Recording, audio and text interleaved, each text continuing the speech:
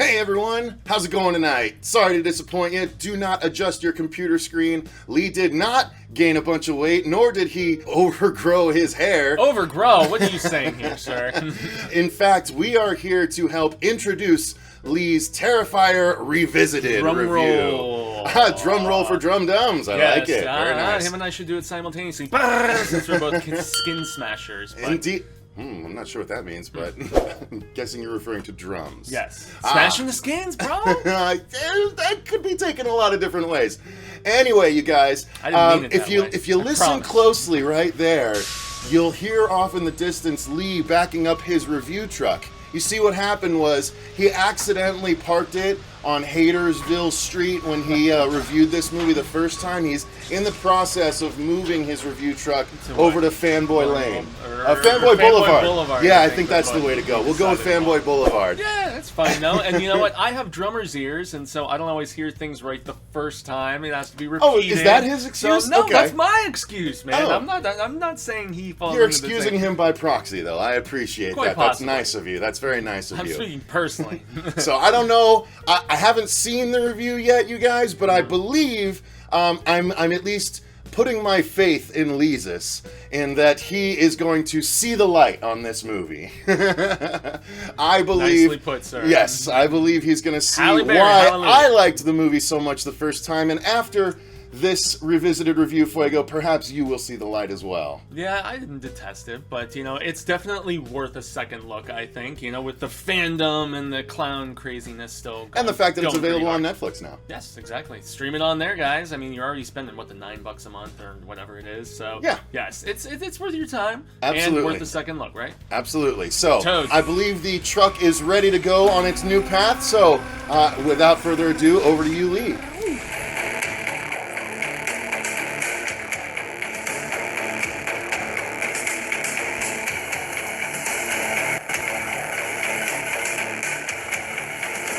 Terrifier stars Jenna Cannell, David Howard Thornton, and is directed by Damien Leone. Boy, does art demand a lot of attention. What's up, everybody? This is Terrifier Revisited, and this might be the fastest that I've ever done a revisited review, but it's definitely warranted for a couple of reasons. First off, I dropped my review for Terrifier when it first came out. There was buzz about it on Killer Flicks. I watched it. I didn't really like it that much, and I think the mistake I made with that review is it was just a knee-jerk reaction. I watched the movie, and then I remember I went and reviewed it almost directly after. I left it alone, but the movie stayed with me even before all this controversy around the movie. And I say controversy because this is kind of a love-hate type of film. I would see people get into heated debates over Terrifier, over the character of Art. And, I would even go to, I went to Spooky Empire, and there were people that had, Art tattoos. And, I let the movie breathe for quite a few months, and then it came to Netflix recently. And then all of a sudden I started getting a spike in that review again, and I started getting some pretty, I don't want to say hateful comments because everybody was pretty respectful, but there were people that were flat out questioning my love for horror. You are not a true horror fan because you did not like this film, which I think is preposterous. But it was eye-opening as to how passionate fans got about this movie. There were people like me that did not like this movie for different reasons than I didn't like it. And then there were people that were completely on the opposite end of that. Some of my friends, like Jason from Sinister Cinema Reviews, Amanda from Aesthetic Star. And, I love movies that do that, whether I like them or I don't. So, a few months went by, and recently, just this last weekend, I decided it's time. And I was planning on doing this anyway. I wanted to watch this movie again, but I wanted to let it breathe. And I didn't want to be swayed in either way by anybody. If I watch this movie again, if I don't like it, and I didn't think I would like it, I didn't think my opinion would change that much. But I went ahead and watched it again. And I'm going to be completely honest. I really enjoyed it this time around. And I know that I'm going to get tomatoes thrown at me because some of my friends, they do give me crap about liking movies better the second time. Even though I stand by, if a movie stays with me after I watch it the first time, whether I like it or I don't, that makes me want to give the movie another watch. There are probably, hundreds of movies that I've watched once, and then they left my brain, and then they were never there again. And so I never bothered to watch those again, I just think that's the nature of the beast. But then some movies, right after you watch them, you have this initial reaction, but then the next day comes and the movie's there, and then the next day comes and the movie's there again. And that's what happened with Terrifier. It was just constantly in my head. And so I wanted to do a second look, a revisited review for Terrifier after I gave it another watch. And I think there are some things that I missed on the first viewing too. Because once you get up to a certain point in the movie, which that point I'm talking about, and this will be a spoiler review by the way, the split down the middle kill. I was so jarred by that kill that I think I wasn't able to enjoy the movie from that point on. But before I go any further, I definitely want to get this out there. Cecil and the gang from the horror show, they are going to be interviewing Art, the clown, David Howard Thornton. And it's going to be on Tuesday night. And this review should drop that day. It might drop the next day. I'm not sure as soon as I get it edited. But if this review drops after that, I'm definitely going to put a card here so you can go back and watch that interview that they have with him. Is it like past perfect tense because I'm talking about something that's in the future, but I'm referring to it as it happened in the past? Whatever. Watch the interview though. And those guys are great friends of mine. And they gave this really awesome intro to this review actually. And they love giving me a hard time. But anyway, let's get into this revisited special. Here we go. Now, the first thing I want to address is the characters in this. Let's start light. Our main character, Tara. This second time around, I think I was a little bit hard on the characters in this because I said that I didn't really care about any of them, and I found myself actually really rooting for Tara this time around in the movie. That first scene in the diner, you have the girl that's picking on Art, making fun of him, taking the selfie, and boy did she make a big mistake. But then you got Tara, who's just, she's like your average girl that doesn't want to pick on Art, make fun of him. And she even tells her friend, hey, you probably don't want to do that. You don't know where this guy's from. But one thing I loved about this was throughout this movie, I thought for sure that Tara was going to be our final girl. Whether she died or she lived, I thought for sure she was going to be the last female in the movie. And I like that she's killed pretty much a little after the middle of the movie.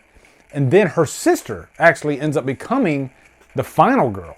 And so it was interesting because I went through this whirlwind of emotions. I'm really rooting for Tara along the way, and then she gets killed, and then I'm really upset that she gets killed, and then all of a sudden her sister comes, and then all of a sudden I'm rooting for her sister. And I don't think I've seen that happen too often in a slasher movie before. Oh, and speaking of slasher, and I might be jumping all around here, but speaking of slasher, this is a slasher movie, I will say that. And in that first review, and I went back and recently watched that review again because I usually don't go back and watch my reviews. But I wanted to check and see if I said something. And I believe in the review, I think I did pretty much refer to this movie as torture porn. And I did get attacked for that. I don't want to say attacked, but I did have some critics that were like, this is not torture porn. I still stand by the fact that there are elements of torture porn in this. You take that split down the middle scene. If that's not torture porn, I don't know what is. In my definition of torture porn, that is when a kill is embellished for a certain amount of time, maybe 30 seconds or more. And that one is really embellished and it's just really graphic. And we're going to talk a little bit more about that kill in the kills section of this review, because I only touched on that kill in the first review, so I want to talk a little bit about more of the kills. Next thing I want to talk about is Damien Leone, the director of this. One thing that I noticed after this second watch is that this was definitely a passion project. And I think even if you didn't like this movie, you have to admit that Damien Leone is a true dyed-in-the-wool horror fan. This was really a love letter to a lot of those older 80s slasher movies. All the way at the beginning, you have the scene where Art is, getting ready. He's getting his tools together. He's putting his makeup on. And to me, it felt a lot like the opening of A Nightmare on Elm Street, actually, when Freddy is creating his iconic glove. And I love the music in that scene. Even the music has that like that 80s vibe to it, which I adore. But then also, just, you know, he doesn't really hold back on the blood at all. I mean, there's some really great kills in this movie. You know, you got the diner kill with the guy that has like his eye sockets and his nose have like flames coming out of them, which is very unique. But I think my favorite kill in this actually is there's this scene with kind of like a bag lady, and she's a little crazy. She's got this Barbie doll that she thinks is real. It's kind of like the Wilson of the movie from Castaway. And she's the one that, you know, kind of sympathizes with Art and shows him love. And this is one moment in the movie where I thought, maybe Art won't kill her. Nope, wrong. Art cuts off her chest and wears it as a chest plate. And by the way, he's naked.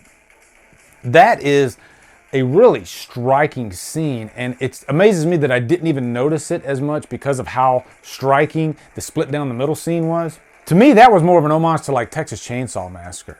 You know, when you got Leatherface running out, and you know, throughout the whole movie, Leatherface, he's wearing, you know, somebody else's face. So that's just another example of all the homages to classic horror that Terrifier has. And then, of course, we're going to talk about the split down the middle scene again. And in my first review, that scene really turned me off. And I think I almost felt like I felt wrong for even like enjoying the scene. Not that I really enjoyed it. But then I got to thinking about, there's a similar scene in Bone Tomahawk. And that scene was shocking to me, but I actually loved it.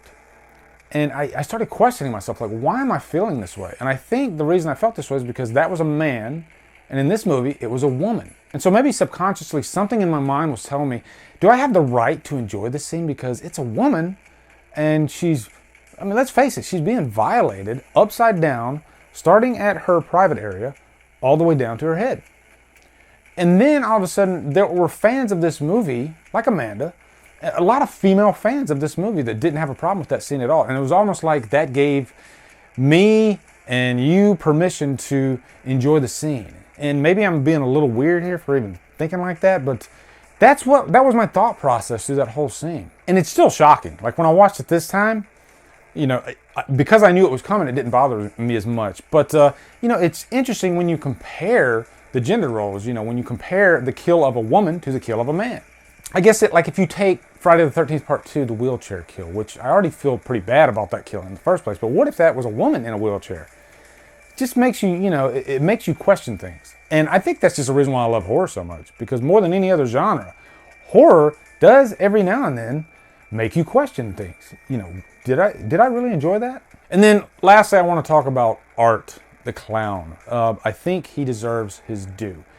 Me and CP from Will I Like It Reviews, when I first started my channel, we had this series called Horror Needs a Hero. And Art, I think, would have been a perfect case study for this documentary that we did, because we were talking about where are the modern day horror icons. Because in the 80s, we had Michael Freddy Jason, Leatherface, Pinhead, all those guys. But today, you know, or the last 10, 15 years, we don't have anybody at that status. We have, you know, our Victor Crowleys, and we got Sam from Trick or Treat, but, you know, nothing to that level. And after watching this a second time and seeing the devotion of the fans to Art, I do believe Art might be a bona fide horror icon of this day. You know, I think he earned that status with this movie. I haven't seen All Hallows Eve, but I think what David Howard Thornton did with the character was pretty damn exceptional. And, you know, just to check myself on that first review, I stated that I think Art should have spoken. And I disagree with that now. After watching it the second time, all these little characteristics, they all made Art who he is. I think all the mannerisms that Art had were personified because he was quiet. You know, I think if he talked, then it wouldn't have been as impactful. So I'll call myself out. You know, I think I was wrong by stating that. I think Art is a silent killer. And, you know, I think he does bring something different to the game than, say, like Pennywise. You know, he is definitely his own thing. And one thing I love about Art, too, is, like, there are times in the movie where you almost sympathize with Art. You think, maybe Art would not kill this person. Like early in the movie, you think maybe Art would not kill those who don't make fun of him, that don't chastise him, like Tara. But no, he kills Tara too. Art will kill anybody, and it really depends on Art, whatever his mood is. If he's in the mood to kill you, he'll kill you. He's got a really deranged mind, and he's just so unpredictable. And I think unpredictability in a killer is a great trait. And that's just one of the reasons why Art is an icon.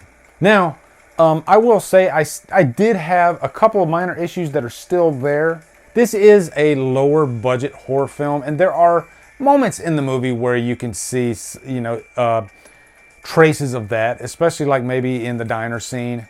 But it really doesn't take away from the movie at all. And thinking back on it, after watching it this second time and realizing how much I enjoyed it this time, it shocks me that I think I gave this a 2 hours lost on my first review. And I kind of want to give it a purchase worthy now.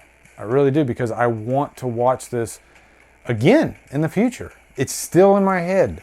And I think some of the best movies are the ones that we necessarily don't really get or even don't like the first time we see them.